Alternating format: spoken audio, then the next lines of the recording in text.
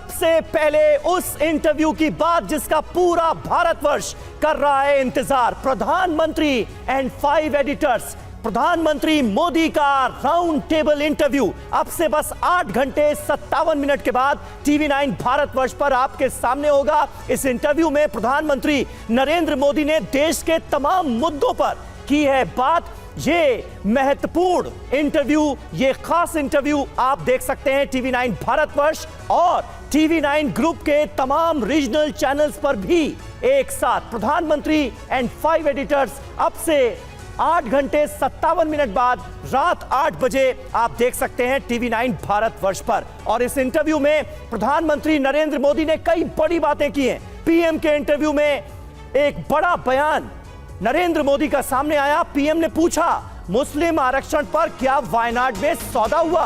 वायनाड जिताने के बदले सौदा हुआ क्या? क्या मुसलमानों को आरक्षण देने का सौदा हुआ है? रात 8 बजे पूरा इंटरव्यू आपके सामने होगा, लेकिन अभी उस इंटरव्यू का एक हिस्सा हम आपके सामने रखने जा रहे हैं। ये देखिए। क्या वायनाड में सौदा हुआ है क्या?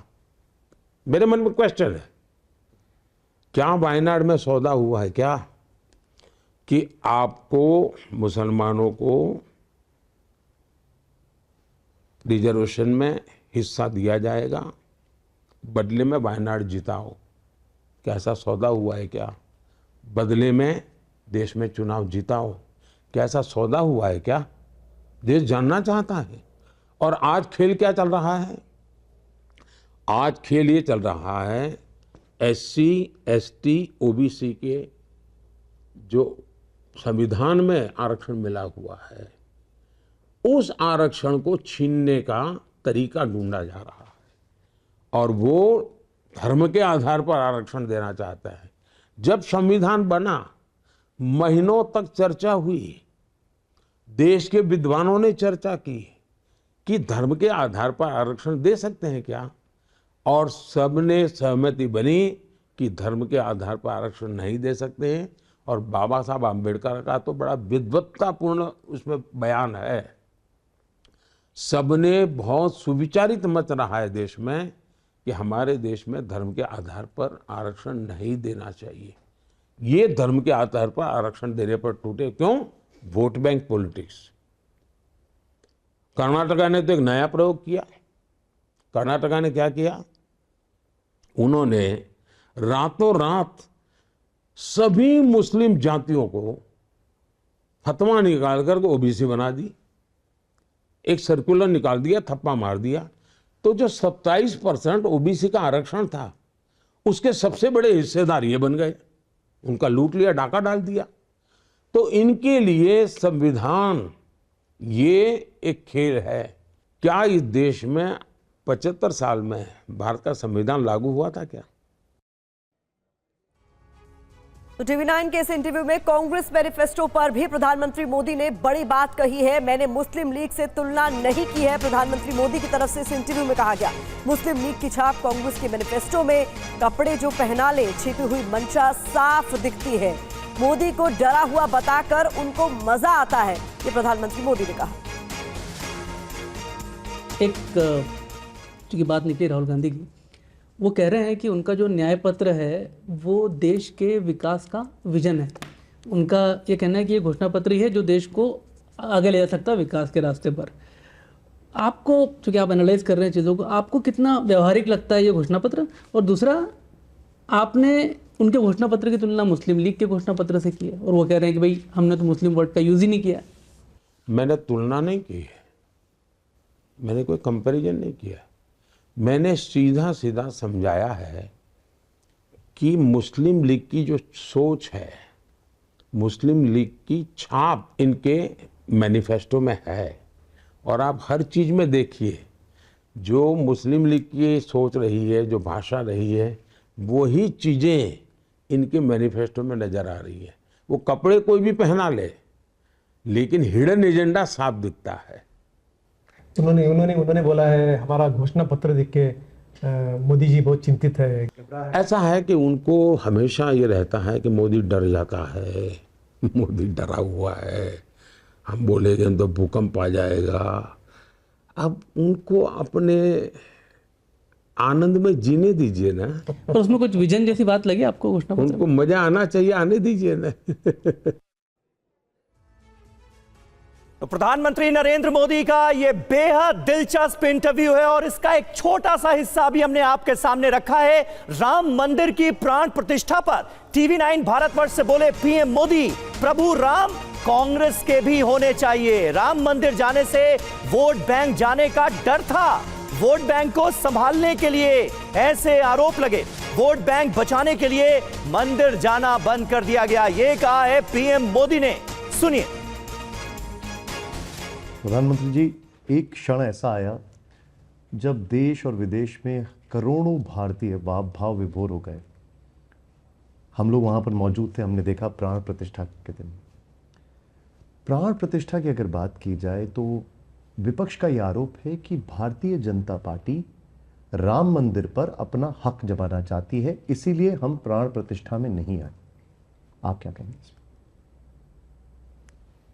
प्रभु राम को ये इतनी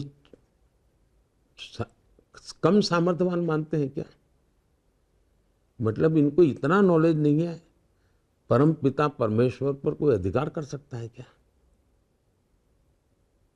प्रभु राम कितना महान व्यक्तित्व, और एक पार्टी मामूली छोटी सी बीजेपी पार्टी प्रभु राम के सामने कुछ नहीं है भाई। ये लोग कैसी बात करते हैं? सचमुच में तो प्रभु राम उनके भी होने चाहिए, सबके होने चाहिए जी। इस पर किसी का मालिकी हक नहीं हो सकता है जी। ये सोच ही तो है जो, लेकिन ये वो क्यों बोलते हैं? उनका हिडन एजेंडा जो है ना, उस पर पर्दा लगाने के लिए ऐसे बातें बोल रहे हैं। उनका हिडन एजेंडा है उनकी वोट बैंक को संभालना, उनकी वोट बैंक को संभालना, और इसलिए वे इस प्रकार की बहानेबाजी कर रहे हैं। उनको लगता था कि जो राम मंदिर गए तो वोट बैंक गई, वोट बैंक सवाल करेगी, उनको डर यही है। आपने देखा होगा राजीव गांधी ने अपना एक कैंपेन अयोध्या से शुरू किया था, चुनावी कैंपेन, और ये सिग्नल दिया था उन्होंने। लेकिन तब उन्होंने कहा, उनकी वोट बैंक ने कहा कि ये खेल खेलोगे तो तुम में और बीजेपी में फर्क क्या है, तो भाग गए। आपने देखा होगा कई चुनावों में ये लोग मंदिरों में जाते थे, इस चुनाव में नहीं जा रहे। मार किया क्या? ये आपका काम है, मुझे बताना पड़ रहा है, मेरा दुर्भाग्य है। इस बार वो इलेक्शन डिक्लेयर होने के बाद किसी मंदिर में नहीं जा रहे। क्यों? क्योंकि उनको डांट दिया गया था पिछले चुनाव में कि मोदी मंदिर करता है, तुम भी मंदिर करोगे तो हम तुमको और मोदी में फर्क क्या देखेंगे, और इसलिए वोट बैंक को बचाने के लिए मंदिर जाना बंद कर दिया है। हो सकता है मेरा इंटरव्यू देखने के बाद शायद ड्रामा कर ले, बात अलग है। तो इनका खेल वोट बैंक के आसपास है। उनको देश की भावना, देश के लोगों के सपने, संकल्प कोई लेना देना नहीं है। तो प्रधानमंत्री नरेंद्र मोदी का यह बेहद दिलचस्प इंटरव्यू है। ये तो बहुत छोटे छोटे से हिस्से हमने इस इंटरव्यू के आपके सामने अभी रखे हैं, लेकिन रात 8 बजे, अब से बस 8 घंटे 48 मिनट के बाद, यह पूरा का पूरा इंटरव्यू आपके सामने होगा, जिसमें प्रधानमंत्री नरेंद्र मोदी ने दिल खोलकर बेहद दिलचस्प अंदाज में तमाम बातों को आपके सामने रखा है, TV9 के दर्शकों के सामने रखा है। बिल्कुल, चलिए आगे बढ़ते हुए रुक लेते हैं बड़ी बहस का। आखिरकार मोदी से क्यों डरता है पाकिस्तान? देश आतंकवाद की आग में जल रहा था और कांग्रेस, पता था पड़ोसी देश आतंकवादी एक्सपोर्ट कर रहा है।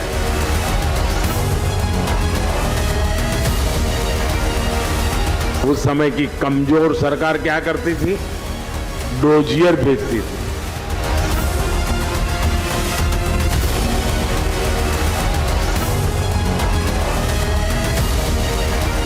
आज का भारत आतंक के आकाओं को डोजियर नहीं, डोज देता है और घर में घुस करके मारता है।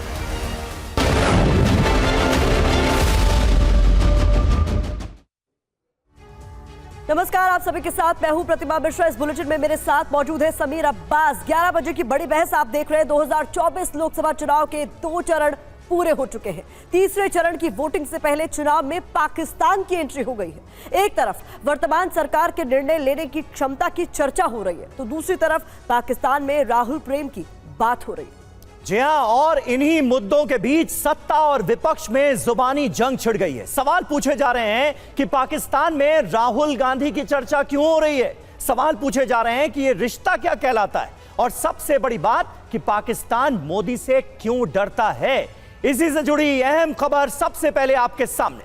बड़ी खबर आपको बता दें, पाकिस्तान के बहाने प्रधानमंत्री मोदी का विपक्ष पर जोरदार हमला। आज भारत डोजियर नहीं, डोज देता है। पहले की सरकार डोजियर भेजती थी, 10 साल पहले की सरकार कमजोर थी, ये प्रधानमंत्री मोदी की ओर से कहा गया और विपक्ष पर जोरदार हमला बोला गया।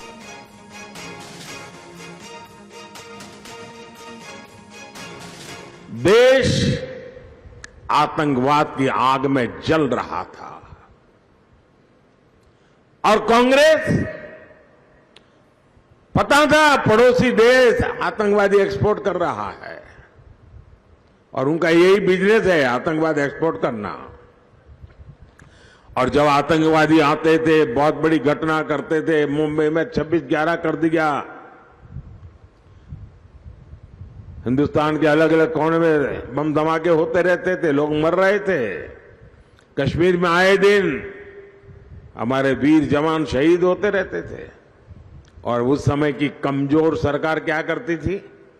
डोजियर भेजती थी, जानकारियां, उनकी फोटो, ये सब भेजते थे। ये आपके यहां से आए थे, उन्होंने किया। और कांग्रेस पाकिस्तान से कहती थी कि बताओ भाई साहब, हम पर बम क्यों फोड़ते हो? वो भी एक जमाना था, डोजियर भेजते थे। आज का भारत आतंक के आकाओं को डोजियर नहीं, डोज देता है और घर में घुस करके मारता है।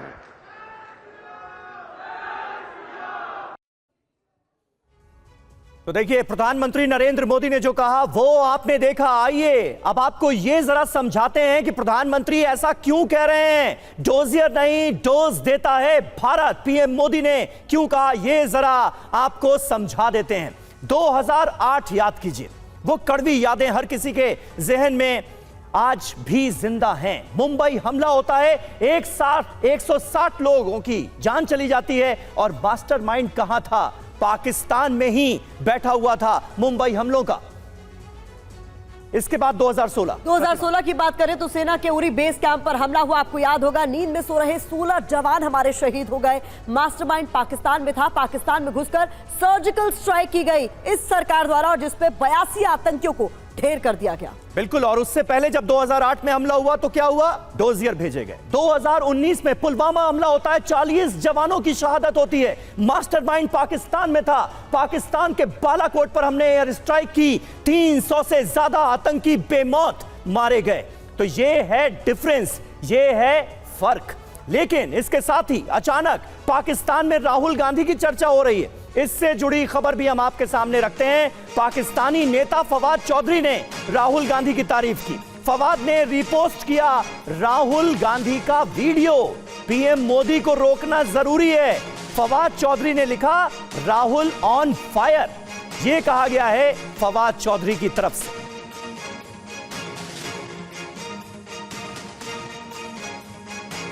और अब ये एक सियासी मुद्दा भी बनता हुआ नजर आ रहा है। पाकिस्तान का ये जो राहुल गांधी प्रेम है, ये क्या कहलाता है, इसकी बात की जा रही है। हमारे साथ इस वक्त फवाद हुसैन खुद मौजूद हैं।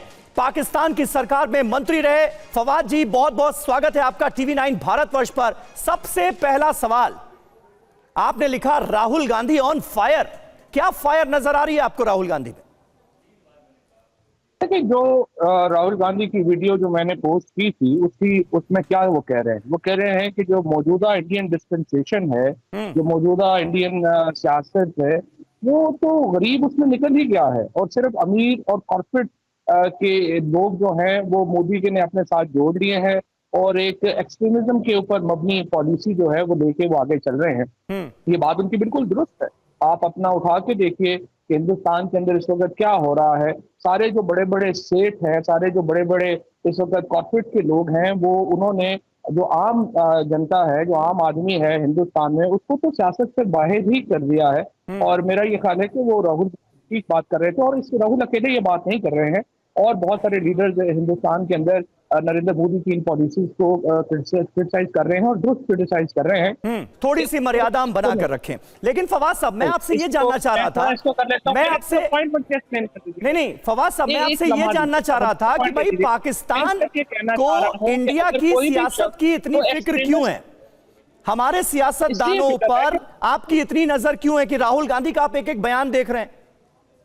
देखिए, मैं तो हिंदुस्तान की पॉलिटिक्स को फॉलो करता हूं, और करनी भी चाहिए, क्योंकि इसका हमारे आप अमेरिका की पॉलिटिक्स को क्यों फॉलो करते हैं? आप रशियन पॉलिटिक्स को क्यों फॉलो करते हैं? जाहिर है जो भी अवेयर आदमी होगा वो उसके पॉलिटिकल असरात हैं एक दूसरे के ऊपर, और हिंदुस्तान की सियासत का पाकिस्तान पे बहुत गहरा असर है। बांग्लादेश की सियासत का हिंदुस्तान, हम एक रीजन में रहते हैं, एक इलाके में रहते हैं, और इसलिए मैं समझता हूँ कि मोदी जी की जो पॉलिसीज हैं उन्होंने बड़ा हर्ट किया है पीस को इस रीजन में। अच्छा। और उनको उनकी मुखालफत करता है। तो आप नरेंद्र मोदी को भारत के प्रधानमंत्री के तौर पर नहीं देखना चाहते, आप राहुल गांधी को प्रधानमंत्री के तौर पर देखना चाहते हैं?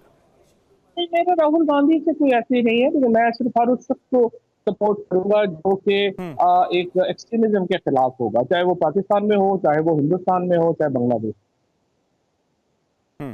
ठीक है फवाद साहब, मैं चाहूंगा आप हमारे साथ बने रहें। अब हम थोड़ा डिबेट को ओपन कर देते हैं। हमारे साथ कुछ और खास मेहमान जुड़े हुए हैं। शिवम त्यागी हैं, प्रवक्ता भारतीय जनता पार्टी के, वरुण पुरोहित हैं, नेता कांग्रेस के, और मेजर जनरल संजय सॉय साहब भी हमारे साथ जुड़ रहे हैं। हैदर हयात खान साहब वरिष्ठ पत्रकार हैं, सीनियर सहाफी हैं, वो भी पाकिस्तान से हमारे साथ लाइव मौजूद हैं। शिवम, ये क्यों सवाल बार बार अब पूछा जा रहा है कि भाई राहुल गांधी से बड़ा प्रेम है पाकिस्तान को, इसलिए पाकिस्तान के सियासतदान इस तरह की बातें कर रहे हैं? पीएम मोदी ने कहा है कि पहले डोजियर देते थे, अब डोज देते हैं पाकिस्तान को। क्योंकि पाकिस्तान के एक एक्स मिनिस्टर हिंदुस्तान के चैनल पर बैठकर कह रहे हैं, क्योंकि सरकार जो इस समय भारत की है, इसकी वजह से बांग्लादेश रीजन में और तमाम जगहों पर जो है शांति नहीं है। लेकिन कमाल की बात यह है, हिंदुस्तान में तो शांति है, हिंदुस्तान में आतंकवादी हमलों को लेकर तो लगाम है, हिंदुस्तान का तो टसल नहीं है, हिंदुस्तान तो बहुत अच्छे से फल फूल रहा है।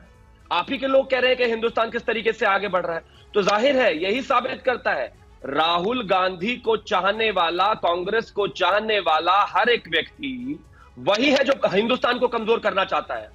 और इस समय जो शाह महमूद बैठे हुए व्यक्ति आपके साथ में, फवाद चौधरी जो बैठे हुए, वो इसी वजह से कह रहे हैं, कहते हैं Rahul Gandhi is on fire. हमारे हिंदुस्तान का एक वोटर इस बात को मानता नहीं, हमारे हिंदुस्तान के लोग इस बात को मानते नहीं, और उनको लगता है कि राहुल गांधी फायर है। खैर, मेरी शुभकामनाएं उनको, लेकिन इतना साफ है, पाकिस्तान में डिसरप्शन हो, बांग्लादेश में डिसरप्शन हो, और चाहे कहीं भी डिसरप्शन हो, लेकिन आदरणीय प्रधानमंत्री जी जब से भारत में प्रधानमंत्री बने हैं, यही पाकिस्तान है जिसके हालात बेहद खराब है।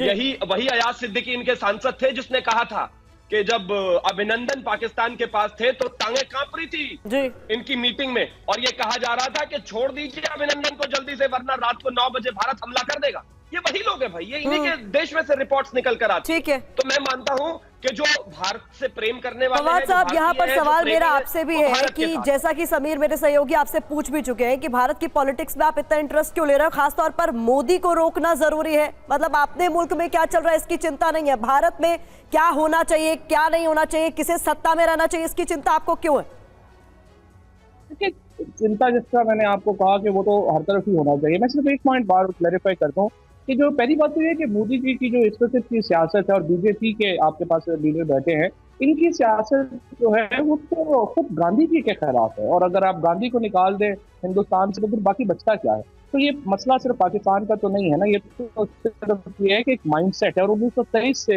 हिंदू महासभा की जो पॉलिटिक्स है उसके खिलाफ जो है, और हिंदू आज जो जोग्राफियाई आपको तकसीम नजर आती है, ये इसी नफरत का नतीजा है जो कि हिंदू महासभा की सियासत 1920 से शुरू हुई और उसका नतीजा 47 में आया। और ये जो आप घुस के मारना और करना, ये बातें देखिए ना, 2024 में इस तरह की बातें कौन करता है? कोई भी जो सेन माइंड होगा क्या वो इस नफरत की बुनियाद पर इस तरह की बातें करेगा? लिहाजा इसलिए भी जरूरी है नहीं, कि आतंकवादियों से BJP तो और नफरत होनी ही चाहिए फवाद साहब, टेररिज्म से नफरत तो होनी ही चाहिए। और जाहिर है आपको नरेंद्र मोदी की सरकार क्यों पसंद आएगी, क्योंकि अब घर में घुसकर आतंकवादियों को मारा भी जाता है और डोजियर के बदले डोज दी भी जाती है। तो आप ये कह रहे हैं कि पहले की सरकारें ज्यादा सही थी? देखिए, अब आपने जो बात की घर में घुस के मारने को, तो अभी तो चाइना ने आपको घर में घुस के मारा। इससे पहले जब ऑपरेशन रेड क्रॉस में पाकिस्तान की फौज ने आपको घर में घुस के मारा। फवाद साहब, ये तो ख्याली पुलाव बनाने लगे आप। नहीं, देखिए ना, ये तो आपका पॉइंट ऑफ व्यू हो सकता है एंड आप जो मर्जी अपने टीवी पे प्रोपेगेंडा करें, बट फैक्ट इज कि आज जो हिंदुस्तान की जो सरहदें हैं वो बहुत ज्यादा वल्नरेबल हैं। आपको चाइना जब चाहे अंदर घुस के मारता है। पाकिस्तान ने मकबूजा कश्मीर में कितनी वल्नरेबल है ये तो पता ही चलता है कि सर्जिकल स्ट्राइक हो जाती है। अब अगर आतंकवादी हमला होता है तो एयर स्ट्राइक हो जाती है। तो ये इसलिए मेरी सिर्फ गुजारिश ये है, मेरी जो मानता है, I can be totally wrong, और अल्टीमेट फैसला तो पाकिस्तान हिंदुस्तान के लोगों ने करना है। ठीक है, शिवम कुछ बोलना चाह रहे हैं, शिवम कुछ बोलना चाह रहे हैं फवाद की बातों पर। जी शिवम। देखिए, पहली चीज तो मैं पहली बात तो मैं एक ही चीज कहना चाहूंगा कि दैट आयरनी डाइड 1000 डेथ्स। जब पाकिस्तान के एक व्यक्ति ने यह कहा कि हिंदुस्तान में गांधी के अलावा है क्या, गांधी के विचार पर नहीं चल रही है पार्टी। अरे गांधी के विचार के खिलाफ आपके मुल्क की पैदाइश है भाई। अगर गांधी का विचार माना गया होता तो पाकिस्तान पैदा ही नहीं होता कभी। इतिहास तो सही से पढ़ना चाहिए आपको कम से कम। और दूसरा, इन्होंने कहा कि चाइना ने हमें घुस के मारा। बीबीसी पढ़ लेना, आपको कटिंग भेज दूंगा अखबार की। 150 कब्रें दिखी थी एयर ड्रोन से। हमारी देश की सेना ने किस तरीके से घुस के, और हिंदुस्तान के न्यूज चैनल को मत मानना, इंटरनेशनल कवरेज भेजूंगा, किस तरीके से उनको 150 कब्रें उनकी दिखाई दी थी और पूरी दुनिया की मीडिया ने कवर किया था। चाइना डर गया था अपने देश में, घुसने नहीं दे रहा था मीडिया को। हाँ। तो हिंदुस्तान देखिए, जो आप कह रहे हैं उसको डिफेंस एक्सपर्ट बहुत बेहतर तरीके से समझा पाएंगे। संजय सोई साहब, आपने सुना फवाद चौधरी क्या कह रहे हैं? नहीं, बिल्कुल। अब फवाद साहब जो मर्जी कहते रहे वो ठीक है, उनकी मर्जी है वो, हालांकि वो हकीकत से बहुत दूर है जो बात है। मैं कहूंगा कि आप पहले अपने मुल्क में देखिए, अपने गिरेबान में झांक के देखिए कि क्या हालात है वहां पर, किस प्रकार से आप टेररिज्म को बढ़ावा दे रहे हैं। आज पाकिस्तान के जो आम आदमी है, मैं कहीं भी विदेशों में मिलता हूँ, कहते हैं कि जनाब अगर हम लोग हिंदुस्तान से मिले होते तो आज हमारी क्या तरक्की होती और कितना वो जबरदस्त काम होता। और यही बात आज आपकी आवाम को सोचना चाहिए कि आज जो आपकी हालात है वो सिर्फ एक नफरत की राजनीति की वजह से, और यही कारण है कि आज जो आप भारत की तरक्की नहीं देख रहे। मैं कहता हूँ आज भी आप भारत से हाथ मिलाएं और आतंकवाद का रास्ता छोड़ें तो आज पाकिस्तान एक सोने की चिड़िया बन जाएगा। बिल्कुल। और जल्दी से हम प्रधानमंत्री नरेंद्र मोदी की एक रैली का रुख करने जा रहे हैं। आनंद, गुजरात में प्रधानमंत्री मोदी मौजूद हैं और पाकिस्तान पर ही बोल रहे हैं। क्या कह रहे हैं, सुनते हैं। देश के दुश्मनों को आज भारत में मजबूत सरकार नहीं चाहिए, उनको कमजोर सरकार चाहिए। और ऐसी कमजोर सरकार जो मुंबई में 26/11 को आतंकी के हमले के समय थी ना, वैसी कमजोर डोजियर भेजने वाली है। देश के दुश्मनों को वैसी ही करप्ट सरकार चाहिए जो 2014 से पहले थी। देश के दुश्मनों को वैसी ही अस्थिर सरकार चाहिए जो 2014 से पहले देश में थी। मोदी की मजबूत सरकार न झुकती है और न ही रुकती है, और तभी आज दुनिया कह रही है दुनिया के विकास को भारत ही गति दे सकता है। भारत पूरी दुनिया के लिए ब्राइट स्पॉट है। दुनिया में झगड़े होते हैं तो भारत को विश्व बंधु के तौर पर झगड़ा सुलझाने वाले देश के तौर पर देखा जाता है। कहीं युद्ध होता है, अभी आपने देखा होगा रशिया और यूक्रेन के बीच लड़ाई चल रही थी। दुनिया के अनेक देशों के लोग वहां फंसे हुए थे, वो वहां से बाहर निकलना चाहते थे और वहां एक ही पासपोर्ट चलता था। दुनिया के किसी भी देश के नागरिक को वो बम गोले के बीच से निकलना हो यूक्रेन में से तो एक ही पासपोर्ट चलता था और वो पासपोर्ट था मेरे देश का तिरंगा झंडा। पाकिस्तान के लोग भी तिरंगा झंडा दिखाते थे तो वहां की सेना जाने देती थी। आपने यूक्रेन में देखा है, युद्ध के समय जो बच्चे थे वहां सबने महसूस किया कि भारत के तिरंगे की ताकत क्या बड़ी है। भारत, आप में से तो आए दिन लोग विदेश जाते हैं, आपने देखा होगा आज हिंदुस्तान के पासपोर्ट की ताकत क्या है। हाँ। ये होती है देश की साख। मुझे बताइए मेरे आनंद खेड़ा के भाई बहन, क्या आपको देश की ये मजबूती खबर मिलती है, गर्व होता है कि नहीं होता है? दुनिया गर्व करती है तो आपको गर्व होता है कि नहीं है? आपका माथा ऊंचा होता है कि नहीं होता है? लेकिन ये कांग्रेस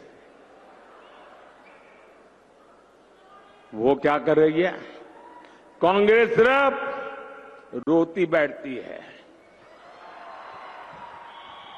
और मोदी को गाली दो। डिक्शनरी खोज करके रोज नई गाली निकालते हैं, रोज नई गाली निकालते हैं। और कांग्रेस आज मोदी देश को एक करने के सरदार के सपने को पक्का कर रहा है। कांग्रेस देश को बांटने में जुटी है। कांग्रेस समाज में लड़ाई झगड़ा कराना चाहती है। भाइयों और बहनों, आजकल पूरे देश में एक बहुत बड़ी चर्चा चल रही है। लोग पूछ रहे हैं कि आखिर कांग्रेस इतनी बौखला क्यों गई है, कांग्रेस इतनी संतुलन क्यों खो बैठी है।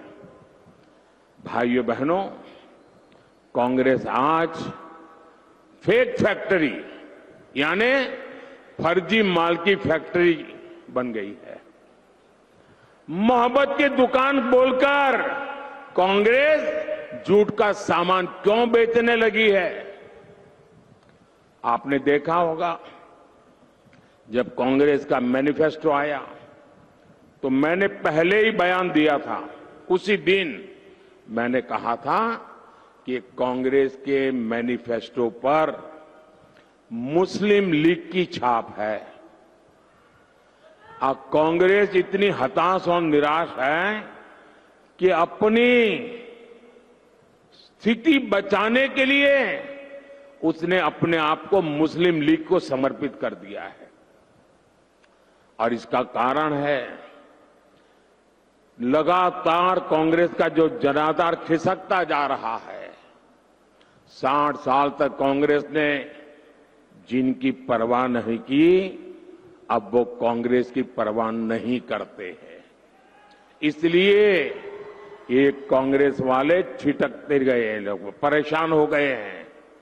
और जो गरीब आंख बंद करके आधी रोटी खाएंगे, इंदिरा को लाएंगे, जो नारा देते थे ना, वो सारे के सारे कांग्रेस को छोड़ चुके हैं। क्योंकि मोदी ने गरीब कल्याण का ईमानदारी से काम किया। 25 करोड़ गरीबों को गरीबी से बाहर निकाला, गरीबों को घर दिया, गरीबों को बैंक का खाता दिया, गरीबों को रोजगार के अवसर दिए। आजादी के बाद कांग्रेस ने गरीबों को अपना चुनाव का एजेंडा बनाया। हर चुनाव में नेहरू के जमाने से मनमोहन सिंह की सरकार तक कांग्रेस की रिमोट सरकार चलती थी। इस परिवार ने हर चुनाव के पुराने रिकॉर्ड निकाल लीजिए,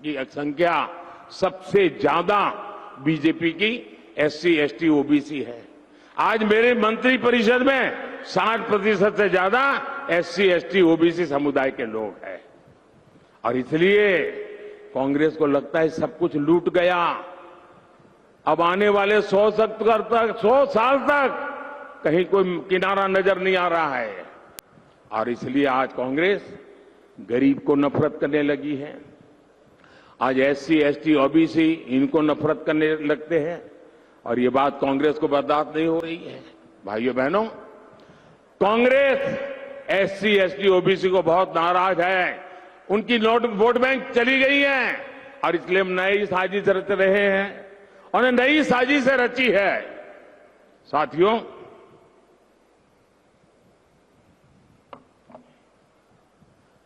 अब सब जानते हैं कि दशकों से कांग्रेस का सबसे बड़ा वोट बैंक माइनॉरिटी का रहा है और उसमें भी मुसलमान। इस वोट बैंक को उन्होंने बहुत पाला पोसा है, बहुत खातिरदारी की है। बीते दशकों में क्षेत्रीय दलों ने कांग्रेस के इस वोट बैंक में भी सेंधमारी कर दी। जो प्रादेशिक पक्ष है ना, उन्होंने उसमें से क्योंकि कांग्रेस 10 बोलती थी, वो 20 बोलते थे, कांग्रेस 25 बोलती थी, 50 करो। उनको पता चल गया है कि कांग्रेस को मारने का यही तरीका है। तो जो प्रादेशिक पक्ष पैदा हुए उसमें से बहुत सारे उन्होंने कांग्रेस को जो मोनोपोली थी माइनॉरिटी की, उस पर भी डाका डाल दिया। इसलिए अब कांग्रेस नई नीति रणनीति बना रही है। जब कांग्रेस सत्ता या विपक्ष में, वहां माइनॉरिटी के वोट बैंक को साथ रखने के लिए तुष्टीकरण में और तेजी से आगे बढ़ रही है। कांग्रेस ने अल्पसंख्यकों को अपने साथ रखने के लिए ओबीसी और दलितों के आरक्षण का कोटा मुसलमानों को देना तय किया है।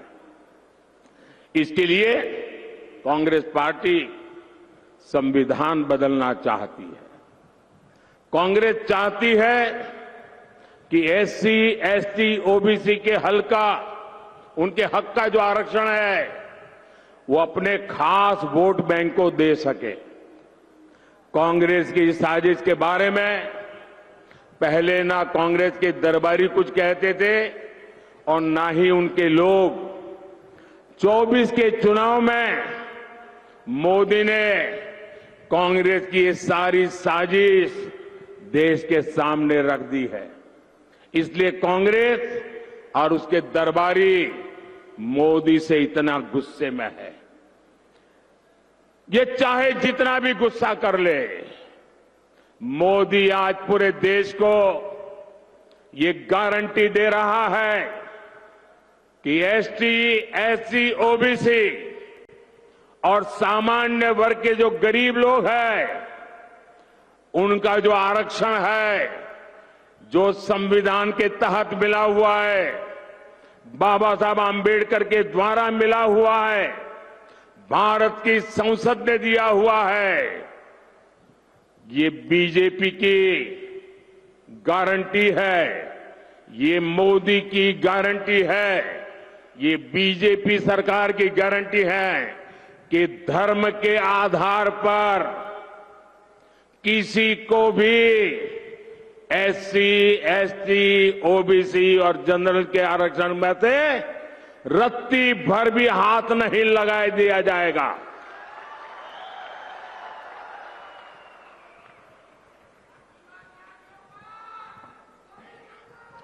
मैं जरा आज सरदार साहब की भूमि से इस शाही परिवार को चुनौती देता हूं। सरदार साहब ने जिंदगी दी थी, अब मैं उनका स्मरण करके दे रहा हूं। मैं सरदार साहब की भूमि से शाही परिवार के शाहजादे को चुनौती देता हूं। मैं सरदार साहब की भूमि से पूरी कांग्रेस को और उनके चट्टे बट्टों को चुनौती देता हूं। मैं उनकी पूरी इकोसिस्टम को चुनौती देता हूं। और मेरी 3 चुनौतियां हैं और मैं मीडिया को भी चुनौती देता हूं। जिन शब्दों में मैं कह रहा हूं उस शब्दों में छाप करके दिखाइए।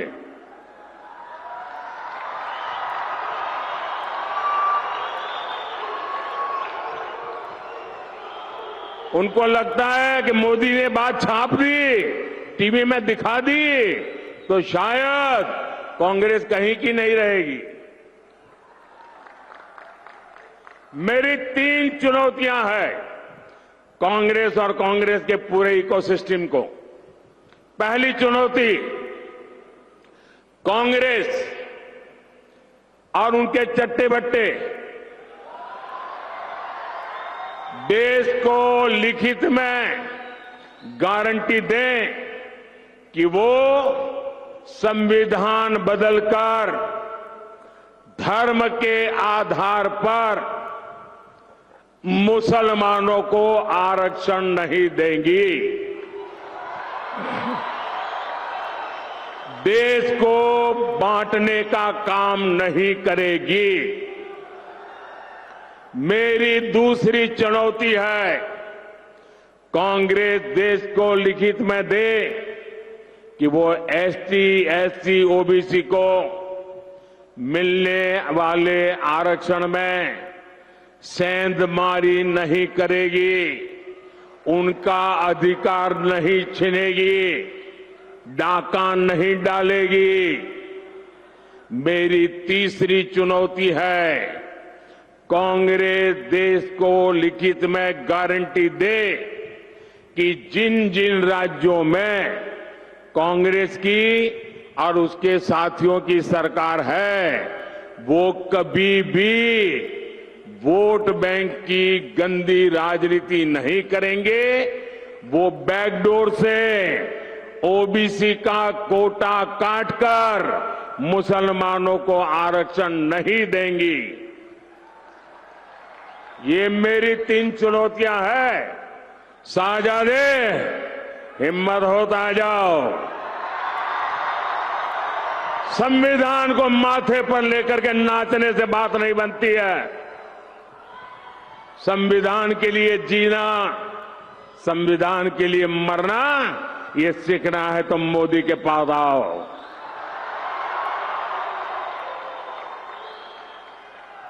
मैं जानता हूं कांग्रेस मेरी ये चुनौती नहीं स्वीकार करेगी, क्योंकि इसकी नीयत में खोट है।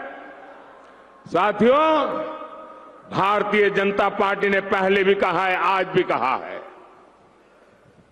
देश की एकता और अखंडता के लिए, देश के सर्वांगीण विकास के लिए हमारे एससी, एसटी समुदाय, हमारा ओबीसी समुदाय, हमारे जनरल समुदाय के गरीब वर्ग, उनको जो अधिकार मिले हैं, उन अधिकारों को न कभी हम हाथ लगाएंगे और न ही हम किसी को हाथ लगाने देंगे। साथियों, इंडी गठबंधन की एक और रणनीति की पोल उसके ही नेता ने देश के सामने खोल दी है। अब इंडी गठबंधन ने मुसलमानों से वोट जिहाद करने को कहा है। अब बताइए, हमने लव जिहाद सुना था, लैंड जिहाद सुना था, और वोट जिहाद, और वो भी पढ़े लिखे मुसलमान के परिवार से बात आई है। सामान्य मदरसा से निकले हुए किसी बच्चे ने नहीं कहा है। हाईली क्वालिफाइड फैमिली और कांग्रेस के वरिष्ठ पद पर बैठे हुए परिवार, ये मुसलमान परिवार ने कहा है, नारा दिया है, वोट जिहाद करो। आप जानते हैं ना जिहाद का मतलब क्या होता है? जिहाद किसके खिलाफ किया जाता है? इंडी गठबंधन का साफ कहना है कि सारे मुसलमानों को एकजुट होकर वोट देना चाहिए। इंडी गठबंधन ने लोकतंत्र के उत्सव में वोट जिहाद की बात करके लोकतंत्र का भी अपमान किया है, संविधान का भी अपमान किया है। और कांग्रेस के एक ने भी नेता ने अभी तक इसका विरोध नहीं किया है, मौक सम्मति दे दी है। ये वोट जिहाद की बात भी कांग्रेस की तुष्टीकरण की नीति को ही आगे बढ़ाती है। एक तरफ इंडी गठबंधन एसटी, एससी, ओबीसी सामान्य वर्ग को बांटने में जुटा है और दूसरी तरफ वोट जिहाद का नारा लगा रहा है। आज समझ सकते हैं कि इंडी गठबंधन के इरादे कितने खतरनाक है।